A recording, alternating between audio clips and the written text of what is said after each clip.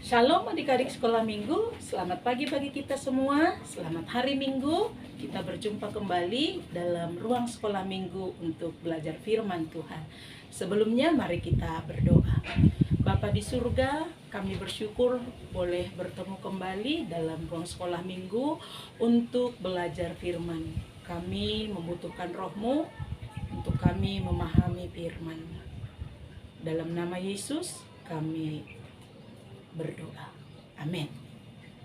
Adik-adik sekolah minggu, hari ini kita belajar firman Tuhan dari kitab 1 Raja-Raja pasal yang ke-17 ayat 7 hingga 24 dengan tema berbagi dalam keterbatasan. Pernahkah adik-adik berbagi? Mungkin pernah ya. Berbagi uang, berbagi makanan, berbagi pensil. Nah, tapi mungkin itu berbagi karena adik-adik punya 2 mungkin, atau punya uangnya agak banyak mungkin. Nah, tapi hari ini kita mau belajar dari cerita firman Tuhan, bagaimana sih bisa berbagi dari kekurangan. Nah, bagaimana kita bisa memberi bagi orang lain ketika kita memiliki hanya sedikit?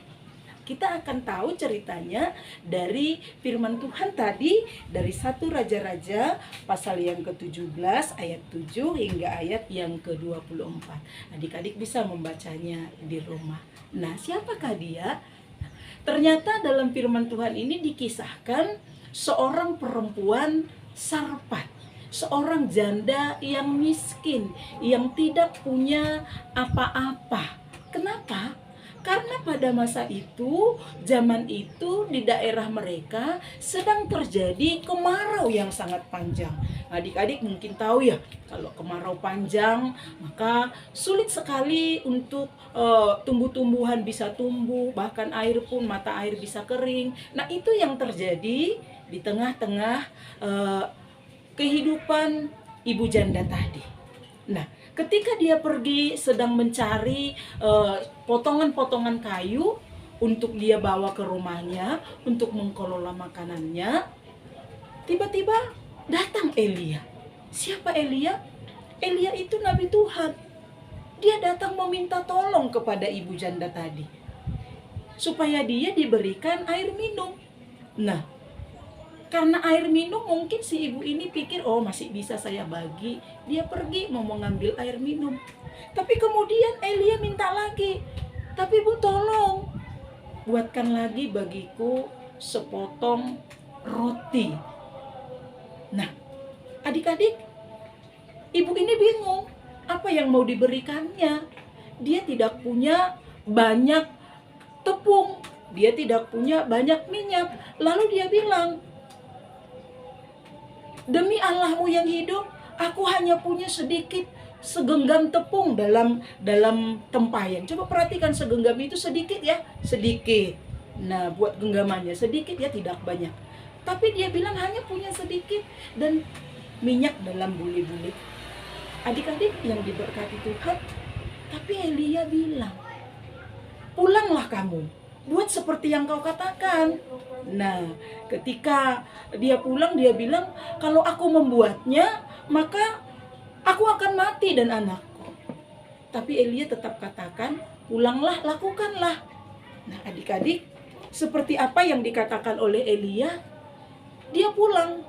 Karena menurut dia, bahwa kalaupun dia berbagi dengan Elia, maka sesudah dia memberikannya, toh besok mereka tidak akan mendapat makanan juga, maka mereka akan mati.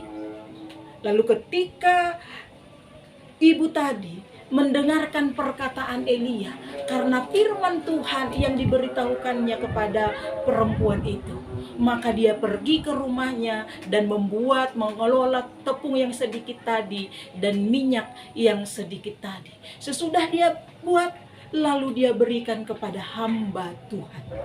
Adik-adik yang diberkati Tuhan, apa yang terjadi?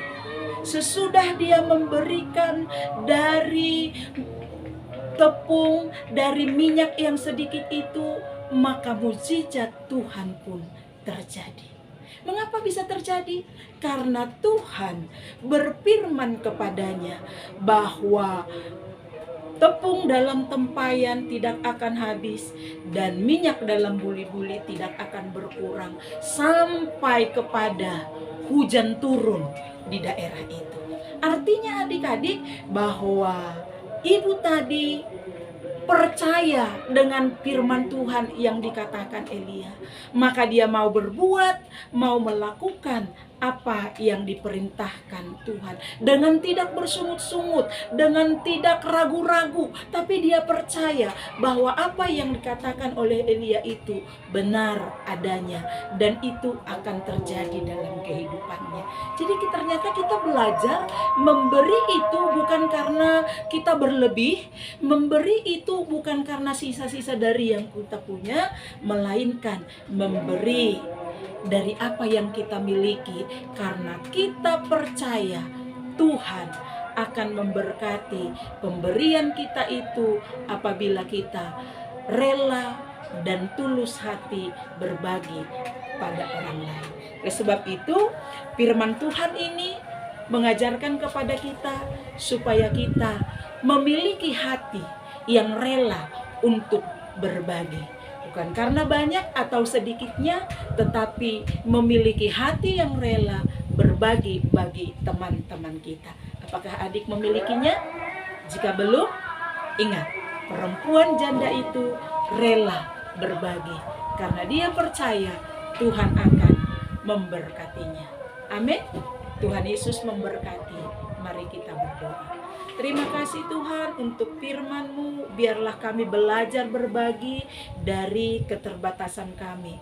Beri kami hati yang rela sehingga kami boleh menikmati berkat Allah di dalam hidup kami.